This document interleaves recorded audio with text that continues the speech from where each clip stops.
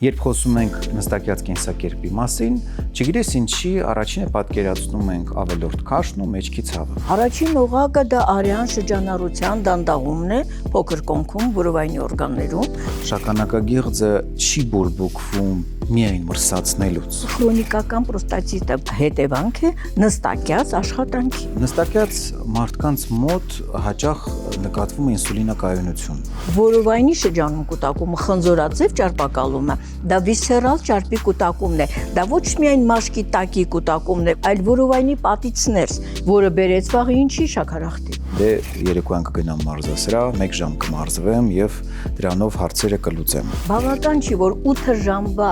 արած վատ process-ը մեր օրգանիզմում կարողանանք ցրել վերջում մի ժամով։ Հետո ավելի շատ ժամանակ եւ գումար պետք է ծախսենք դրա հետևանքները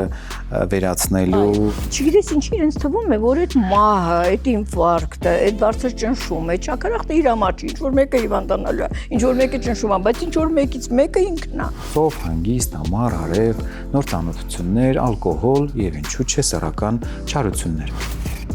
Գիշերային զրույցներ ամեն ուրբաթ